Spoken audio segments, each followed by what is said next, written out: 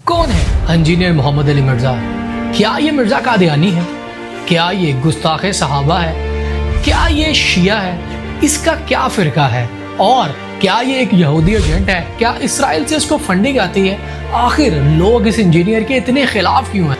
आज हम इस वीडियो में इन सारे सवालात के बारे में बात करेंगे। खुद अहले हदीस उलमा जो है ना, संजीदा उलमा, वो भी परेशान है कि हमारी आवाम जा किधर रही है। अब वो जो इंजीनियर का फितना आया है ना, अहले हदीस हमसे ज्यादा उससे परेशान है। जहलम का एक जबरदस्त किस्म का रुसवाए ज़माना इंसान मिर्ज़ा अली अल जहलवी, जिन्होंने लिबादा अहले सुन्नत का पहनावा होता है और हकीकत में वो राफजियत के गंदे नुत्फे होते हैं, जिसकी बहुत सारी मिसालें हमारे सामने मौजूद है। इसहाक झाल वाला मरदूद इसी किस्म के इंसानों में से था। इंजीनियर मिर्जा मरदूद इसी किस्म के इंसानों में से है। क्लिप उसके पास है, जाना चाहिए ताकि अपने कमरे में बैठ के ना वो ऐसे ऐसे करे, उसको मखसूस जगह पे मिर्चें लगे। इंजीनियर मोहम्मद अली मिर्ज़ा एक पाकिस्तानी मजहबी स्कॉलर हैं जो कि यूट्यूब पर बैठकर लेक्चर्स देते हैं। इंजीनियर मोहम्मद अली मिर्ज़ा 4 अक्टूबर 1977 को पाकिस्तान के सूबा पंजाब के शहर जेहलम में पैदा हुए। 1992 में इंजीनियर साहब ने अपना मैट्रिक कंप्लीट किया और 1994 में इन्होंने अपनी FSc कंप्लीट की। इसके बाद 1995 में इंजीनियर साहब ने मैकेनिकल इंजीनियरिंग में एडमिशन लिया टेक्सला यूनिवर्सिटी में और 2000 में अपनी डिग्री को कंप्लीट किया। इसके बाद इंजीनियर मोहम्मद अली मिर्ज़ा को गवर्नमेंट जॉब मिली नेस्कॉम डिपार्टमेंट NDC में एज आ मैकेनिकल इंजीनियर और इनकी अपॉइंटमेंट 17 ग्रेड में हुई और इनकी रिटायरमेंट 19 ग्रेड में हुई। ये थोड़ा सा ओवरव्यू था इंजीनियर साहब की प्रोफेशनल और एजुकेशनल लाइफ के बारे में। अब हम बात करते हैं इंजीनियर साहब किस फ़िरके से ताल्लुक़ रखते हैं और उन वजूहात पर भी बात करते हैं कि इंजीनियर साहब फ़िरका वारियत के इतने ख़िलाफ़ आखिर क्यों हो गए। शुरू से ही इंजीनियर साहब कट्टर बरेलवी थे और इनका ताल्लुक दावत इस्लामी के साथ था, हमारे प्यारे बापा जानी की जमात से। 1994 से लेके 2001 तक जितने भी दावत इस्लामी के इज्तिमा थे इंजीनियर साहब ने सारे अटेंड किए, चाहे वो कराची में हो या वो मुल्तान में, इंजीनियर साहब सब में गए। इसके बाद 2001 में जब दावत इस्लामी कुछ इंटरनल मामलात की वजह से टूट गई, तब ये पहली बार था कि इंजीनियर साहब ने आउट ऑफ द बॉक्स जाकर सोचना शुरू किया कि आप बड़े से बड़े शख्स से भी अकीदत रख लें तो उसके भी कौलो फेल में तजाद हो सकता है। इसके बाद इंजीनियर साहब ने दावत इस्लामी को खैराबाद कहा और एक आज़ाद बरेलवी हो गए। चूँकि इंजीनियर साहब बरेलवी थे, इनका तसव्वुफ़ की तरफ काफ़ी रुझान था। तसव्वुफ़ की बहुत ज़्यादा किताबें जैसे कि तज़किरातुल औलिया, कीमियाए सआदत, कश्फुल माजूब इंजीनियर साहब ने पढ़ रखी थी और इसके अलावा भी बहुत सारी किताबें थी जो इंजीनियर साहब ने ऑलरेडी पढ़ रखी थी। एक दफ़ा इनके एक दोस्त एक CD लेकर आते हैं एक ड्रामे की जिसका नाम था मन चलेगा सौदा। ये इशफाक अहमद साहब का ड्रामा था जो 90s के ज़माने में पाकिस्तान टेलीविज़न पर लगा करता था। बेसिकली ये ड्रामे में अल्लाह और इंसान के ताल्लुक़ को दिखाया गया था कि किस तरह एक करोड़पति शख्स होता है, एक फैक्ट्री ऑनर होता है, वो अपना सब कुछ छोड़कर अल्लाह की राह में निकलता है। इस ड्रामे से इंजीनियर साहब को बहुत मोटिवेशन आई और उन्होंने फिर दावत और तबलीग का काम करना शुरू कर दिया। तब वो G10-4 में रहते थे और वहाँ पे बरेलवियों की मस्जिद में उन्होंने दर्स का सिलसिला शुरू किया जो हफ्ते में 4 दिन दर्स वहाँ पर दिया करते थे। इसी दौरान इंजीनियर साहब को ऑफिस के काम के सिलसिले में 2007 में कराची जाना हुआ। वहाँ पर वो कराची डिफेंस के एक हॉस्टल में क़याम वज़ीर थे जो कि उनको ऑफिस की तरफ से मिला था। ज़ोहर का टाइम था तो नमाज़ पढ़ने के लिए वो समंदर के किनारे एक मस्जिद में गए। तो जब वहाँ पर पहुँचे तो नमाज अदा हो चुकी थी। इंजीनियर साहब हिसाब लगा रहे थे कि ये किस फ़िरके की मस्जिद है, क्या ये शियों की मस्जिद है, बरेलवियों की है या देवबंदियों की है, मगर उनको कोई भी वहाँ पर निशानी नज़र नहीं आई। खैर कुछ लोग अभी भी वज़ू कर रहे थे तो इंजीनियर साहब उनके पास गए तो उनको कहा कि क्या हम दोबारा जमात करवा सकते हैं। तो इस पर वो मान गए तो उन्होंने दोबारा बाजमात नमाज अदा की। उसके बाद वहाँ उन्होंने एक शख्स से पूछा कि ये किस फ़िरके की मस्जिद है, जिस पर उन्होंने बताया कि ये डॉक्टर इसरार अहमद साहब की मस्जिद है, तंजीमुल इस्लाम की। इंजीनियर साहब ने बड़े सख्त अल्फाज में उनके बारे में कहा क्योंकि तब वो बरेलवी थे और इनके बारे में कोई अच्छी राय नहीं रखते थे। तब इंजीनियर साहब के पास कुछ फारिग वक्त था तो वो नीचे बेसमेंट में चले जाते हैं, वहाँ पर वो बुक्स देखते हैं, CDs देखते हैं। वहाँ से वो एक CD परचेज़ करते हैं जिसका नाम था कुरान और इकबाल। इंजीनियर साहब ने ये CD एक नेगेटिव माइंडसेट के साथ ख़रीदी थी। उनके ख्याल में इस CD में ये बताया गया होगा कि इकबाल की कौन कौन सी ज़ालिमात कुरान के ख़िलाफ़ हैं, मगर इंजीनियर साहब ये नहीं जानते थे कि डॉक्टर इसरार अहमद साहब ख़ुद इकबाल को अपना आइडियल मानते हैं। उस सीडी में डॉक्टर इसरार अहमद साहब ये फरमा रहे थे कि मुसलमानों की तबाही की सबसे बड़ी वजह ये है कि उन्होंने कुरान पाक छोड़ दिया है। ये सीडी जरिया बनी इंजीनियर साहब का कुरान की तरफ जाने का। इसके बाद उन्होंने कुरान पाक को तर्जमे के साथ सुनना और पढ़ना शुरू कर दिया। इसी दौरान इंजीनियर साहब के साथ एक बड़ा अजीब वाकया हुआ। एक उनके कोलीग थे, वो इलेक्ट्रिकल इंजीनियर थे, इन दोनों की अपॉइंटमेंट साथ ही हुई थी। उन्होंने क्लीन शेव की हुई थी और उनका ताल्लुक भी बरेलवी मकतबा फ़िक्र के साथ था। उनके वालिद साहब तवीज़ धागे वगैरह भी किया करते थे। खैर, उन्होंने वो दाढ़ी रख ली तो उन्होंने इंजीनियर साहब को 2007 में 5000 रुपीज़ दिया और कहा कि आप मेरे लिए कुछ दीनी किताबें लेकर आएँ, क्योंकि अब मैं दाढ़ी रख रहा हूँ तो लोग मेरे से दीनी मसाइल पूछा करेंगे, तो मुझे कुछ दीनी आप बुक्स ला दें ताकि मैं उनका जवाब दे सकूँ। तो इंजीनियर साहब ने उनको तसव्वुफ़ की कुछ किताबें ला कर दी। उनमें से एक किताब ला कर दी जिसका नाम था मलफूज़ात आला हज़रत, जो कि जेहलम शहर से ही प्रिंट हुई थी। उस किताब में इंजीनियर साहब के दोस्त ने एक इबारत पढ़ी जिसमें आला हज़रत से एक सवाल होता है कि आप फरमाते हैं कि कब्रों में अंबिया इकराम भी ज़िंदा हैं और औलिया इकराम भी ज़िंदा है, इन दोनों में फ़र्क क्या है? जिसका जवाब आला हज़रत ये देते हैं कि औलिया इकराम की ज़िंदगी बरज़खी ज़िंदगी है, जैसे शहीद की ज़िंदगी भी बरज़खी ज़िंदगी है, मगर अंबिया इकराम की ज़िंदगी हकीकी दुनियावी जैसी ज़िंदगी है। हत्ता कि इनको कब्रों में अज़वाज मुतहरात भी पेश की जाती हैं और वो उनके साथ शाबाशी भी फरमाते हैं। ये इबारत अभी तक इंजीनियर साहब ने नहीं पढ़ी थी। नेक्स्ट डे जब इंजीनियर साहब का दोस्त ऑफिस आता है तो इनसे आकर पूछता है कि आपने जो कल मुझे बुक्स ला कर दी थी क्या वो बिल्कुल ठीक है? जिसका जवाब इंजीनियर साहब देते हैं, हाँ वो बिल्कुल ठीक है। इनका दोस्त कहता है कि मैंने एक बड़ी अजीब इबारत पढ़ी है, जिस पर इंजीनियर साहब कहते हैं कि मुझे दिखाओ कौन सी इबारत। वो कहता है मैं बाद में दिखाऊंगा, पहले आप मुझे एक बात का जवाब दो कि अगर कोई शख्स आकर आपको ये कहे कि कब्रों में नबियों की बीवियां इनको पेश की जाती हैं और वो इनके साथ शाबाशी भी करते हैं, जिस पर इंजीनियर साहब का ये कहना था ये तो बहुत बड़ा गुस्ताख है। तो उन्होंने कहा कि ये जो आपने मुझे बुक दी है मुल्फुजाते आला, उसमें ये लिखा हुआ है।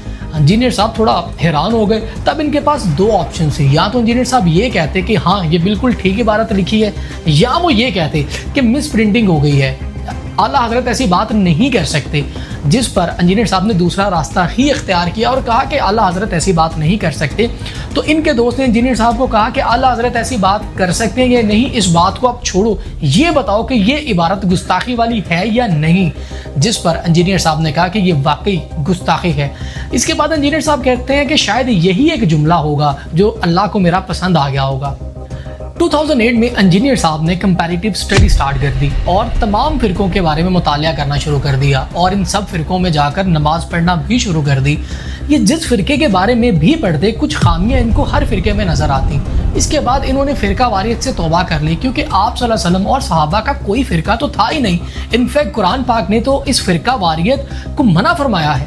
हमारे नबी अलैहिस्सलाम ना बरेलवी थे, ना देवबंदी थे, ना सुन्नी थे, ना शिया थे, वो तो मुस्लिम थे। और जो उनसे हटा हुआ है, फिर कुरान ने वाज़ेह फतवा दिया है, इन्नल्लज़ीना फर्रक़ू दीनहुम व कानू शिया, बेशक जिन्होंने अपने दीन में फिरके बना लिए और ग्रोह में बंट के, लस्त मिनहुम फी शै, ऐ नबी आपका तो उनसे कोई ताल्लुक नहीं है। लाख वो नारे लगाते रहे आपके नाम के, इन्नमा अमरुहुम इलल्लाह, उनका मामला अल्लाह के सुपुर्द। फिर क़यामत के दिन अल्लाह ताला उन्हें बता देगा जो कुछ दुनिया में वो करतूत किया करते थे। इसके बाद इंजीनियर साहब ने YouTube पर बैठकर लेक्चर्स देना शुरू कर दिए। अब तक इंजीनियर साहब के ऑफिशियल चैनल पर 2300 से ज़्यादा वीडियोस मौजूद हैं अलग अलग टॉपिक्स पर। यह सफ़र इंजीनियर साहब के लिए बिल्कुल भी आसान नहीं था। 5 बार इंजीनियर साहब पर मर्डर अटैम्प्ट होती है। पहली मर्डर अटैम्प्ट 2017 में होती है और आखिरी मर्डर अटैम्प्ट 2023 में होती है, जिसमें इंजीनियर साहब बाल बाल बचते हैं। अगर कोई और इनकी जगह होता तो यहाँ तो वो पाकिस्तान छोड़ देता, तो यहाँ वो बुलेट प्रूफ शीशे के पीछे रह के लोगों को अपना दीदार करवाता। अगर मैं आपसे ये कहूँ कि कोई यहूदी ये कह रहा है कि आप कुरान पाक ना पढ़ो तर्जुमे के साथ, आप गुमराह हो जाओगे, तो आपका उसमें क्या रिएक्शन होगा?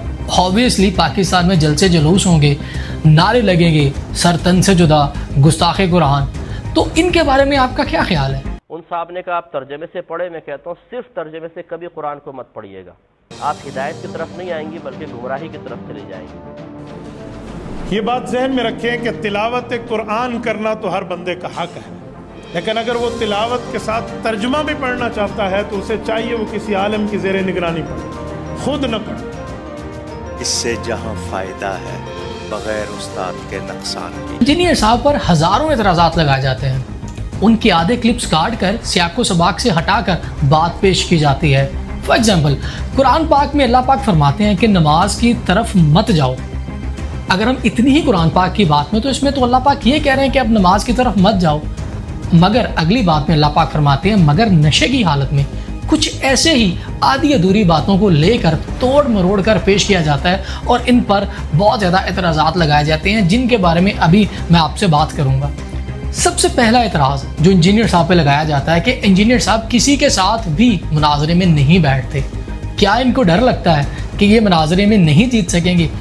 اس کا جواب ہم انجینئر صاحب سے خود سنتے ہیں۔ اس میں ظاہر ہے کہ میرے ساتھ اختلاف رائے ہے نا مخالفین کو، تو مخالفین بھی پھر اپنے فرقے کا سب سے بڑا لے کے ہیں۔ یعنی اگر کسی بریلوی نے بات کرنی ہے تو مفتی مجیب الرحمان صاحب کو سامنے لے کے، جو بندیوں نے آنا ہے مفتی تقی عثمانی صاحب کو لے کے، اسی طریقے سے اگر اہل حدیث نے لے کے آنا ہے تو ساجد میر صاحب کو لے کے آئیں، اہل تشیع نے لے کے آنا ہے تو ساجد نقوی صاحب کو لے کے آئیں، یا اگر وہ بڑے نہیں آ سکتے تو کسی چھوٹے کو اگر وہ بھیجنا چاہتے ہیں ہم یہ بھی ان کو ورژن دیتے ہیں، لیکن ویڈیو میں ریکارڈ کروائیں گے یہ چھوٹو جو آ رہا ہے میری طرف سے یا چھوٹا جو آ رہا ہے، اس کی جیت میری جیت، اس کی ہار میری ہار ہے، اس کی جیت میرے فرقے کی جیت، اس کا لاجواب ہونا میرے فرقے کا لاجواب ہونا ہے۔ یہ نہ ہو کہ وہ چھوٹو جب علم کی دنیا میں ہم اسے مات دیں، کل کو آپ کے فالورز کہیں کہ نہیں ہم نے اپنا بڑا تو سنبھال کے رکھا ہوا ہے، اس کو آپ کرتے تو ہم آپ کو مانتے، تو پھر تو چھوٹے تو آپ کے لاکھوں کی تعداد میں ہیں۔ مجھے تو عمر نو بھی مل جائے تب بھی میں ان سے بات نہیں کروں گا، اس کا اینڈ کوئی نہیں ہوگا۔ کیا اہل بیت سے محبت کی وجہ سے انجینئر صاحب کو لوگ شیعہ کہتے ہیں؟ تو کیا یہ شیعہ ہیں؟ اگر اہل بیت سے محبت کرنے سے کوئی شیعہ بنتا ہے تو پھر تو میں بھی شیعہ ہوا، کیونکہ میں بھی اہل بیت سے محبت کرتا ہوں، میں بھی محبت کرتا ہوں حضرت علی سے، حضرت امام حسن سے، حضرت امام حسین سے۔ تو اس دنیا میں جو شخص بھی اہل بیت سے محبت کرتا ہے ویسے تو پھر وہ بھی شیعہ ہوا۔ کیا انجینئر صاحب گستاخ صحابہ ہیں؟ اس کا جواب بھی ہم انجینئر صاحب سے خود لیتے ہیں۔ صحابہ کرام پر کھلم کھلا تنقید کرتا ہے، نعوذ باللہ، ہم نے صحابہ کرام پہ کبھی بھی تنقید نہیں کی ہے۔ 2-3 بندوں کو صحابہ کرام آپ نے بنا دیا ہے۔ یہ تو اسی طریقے سے 2-3 پاکستانیوں کے اوپر کوئی تنقید کر کے باقی سارے پاکستانیوں کے فضائل بیان کرے تو آپ اسے کہیں گے کہ یہ پاکستان پہ حملہ کر رہا ہے۔ کیا انجینئر صاحب یہودی ایجنٹ ہیں اور اسرائیل سے ان کو فنڈنگ ہوتی ہے؟ اس کا جواب بھی ہم انجینئر صاحب سے خود لیتے ہیں۔ ہاں، اس کے بعد پھر یہ لوگ یہ کہتے ہیں کہ جی اس سے یہود و نصارہ سے ایجنسی سے فنڈنگ ہوتی ہے۔ یہود و نصارہ آپ کو یہ کہیں گے کہ قرآن بخاری اور مسلم پڑھو تو تم ہدایت پا جاؤ گے۔ ہاں، اس کے علاوہ بھی انجینئر صاحب پہ بہت زیادہ اعتراضات لگائے جاتے ہیں جن کا جواب وہ بارہا دے چکے ہیں۔ ان پر ہزاروں FIR بھی کاٹی گئی ہیں جو ابھی آپ کو آپ کی اسکرین پر نظر آ رہی ہوں گی، جو کہ ردی کی ٹوکری میں گئی، جن کا جواب انجینئر صاحب نے خود جا کر عدالت میں جمع کرایا۔ میں کوئی مفتی نہیں ہوں، نہ ہی میں کوئی اسکالر ہوں، اور نہ میں آپ کو یہ کہہ رہا ہوں کہ آپ صرف اور صرف انجینئر صاحب کو ہی سنو۔ میں بھی انجینئر صاحب کے علاوہ ڈاکٹر طاہر القادری صاحب کو بھی سنتا ہوں۔ انفیکٹ میں تو ان کے منہاج الکرام میں اعتکاف پر بھی بیٹھا ہوں۔ میں وہ ہر بات مانتا ہوں جو بات قرآن و حدیث کے مطابق ہو، مگر میں یہ بات نہیں مان سکتا کہ اگر کوئی غیر نبی ہو اور وہ یہ دعویٰ کرے کہ وہ اللہ سے ہم کلام ہوتا ہے، یہ تو اللہ کی شان کے خلاف ہے۔ میں اس شخص کو نہیں مانوں گا۔ اگر کوئی شخص اپنے نام کا کلمہ پڑھائے، چاہے وہ دجال غلام احمد قادیانی ہو یا کوئی اور جو ختم نبوت پہ ڈاکہ مارے، میں اس شخص کو بھی نہیں مانوں گا جو یہ کہے کہ قیامت والے دن اس کا جھنڈا آپ صلی اللہ علیہ وسلم کے جھنڈے سے بڑا ہوگا۔ میں اس شخص کو بھی نہیں مانوں گا جو حضرت عیسیٰ علیہ السلام کے علاوہ یہ دعویٰ کرے کہ وہ مردے کو زندہ کر سکتا ہے۔ میں ایسی بات بھی نہیں مانوں گا کہ کوئی بزرگ زمین سے چھلانگ لگا کر چاند پر پہنچ جائے۔ میں اس شخص کو بھی نہیں مانوں گا جو کسی سپر ہیرو کی طرح ایک شہر سے دوسرے شہر میں اڑ کر جائے اور اپنی غیر محرم مریدنی کو کیچ کر کے نیچے اتارے۔ اور میں یہ بات بھی نہیں مان سکتا کہ اگر کوئی شخص یہ دعویٰ کرے کہ کعبہ اس کا طواف کرتا ہے، اگر کعبہ آپ صلی اللہ علیہ وسلم کا اور صحابہ اکرام کا طواف نہیں کر سکتا تو کوئی شخص بھی ان سے بڑھ کر نہیں ہو سکتا جس کا کعبہ طواف کرے۔ میں اکثر اپنے بھائیوں سے کہتا ہوں کہ اگر رسول اللہ دنیا میں تشریف لے آئیں تو کتنے خوش ہوں کہ دنیا میں آج بھی لاکھوں لوگ ایسے ہیں جو کہتے ہیں ہمیں کسی بامبے کی کوئی بات نہ بتاؤ، ہمیں بتاؤ اللہ کے نبی نے کیا فرمایا ہے۔ تو یہ کہاں پہ ملتے ہیں لوگ؟ یہ مخلوق کہاں پہ پائی جاتی ہے؟ یہ ہمارے اسٹوڈنٹس میں پائی جاتی ہے۔ یہ لوگ اس قابل ہیں جنہیں قیامت والے دن نبی علیہ السلام اپنے سینے سے رکھیں انشاءاللہ، کہ انہوں نے کسی کو نہیں مانا، انہوں نے کہا بس وہ بتاؤ جو آسمانوں سے ہمارے پیغمبر پہ نازل ہوا جس کی قبر مدینہ شریف میں ہے۔ اور امام مالک کہا کرتے تھے اس صاحب قبر کے علاوہ دنیا میں کوئی ایسا شخص نہیں ہے جس کی ہر بات مقبول ہو اور کوئی بات مردود نہ ہو، اور ان صاحب قبر صلی اللہ علیہ وآلہ وسلم کے علاوہ دنیا میں کوئی ایسا شخص نہیں ہے کہ جس سے اختلاف نہ ہو سکے سوائے رسول اللہ کے۔ وہ انجینئر محمد علی مرزا ہی ہے جس کی وجہ سے ہمیں پتا چلا جنگ جمل، جنگ صفین اور جنگ نہروان کیا ہے۔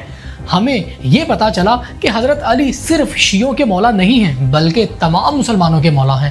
ہمیں یہ کیسے پتا چلتا کہ حضرت خالد بن ولید کتنے باکردار شخص تھے؟ ہمیں یہ تو پتا تھا حضرت عمار کے ماں باپ کا قاتل ابو جہل تھا، مگر ہمیں یہ نہیں پتا تھا کہ حضرت عمار کا قاتل کون تھا۔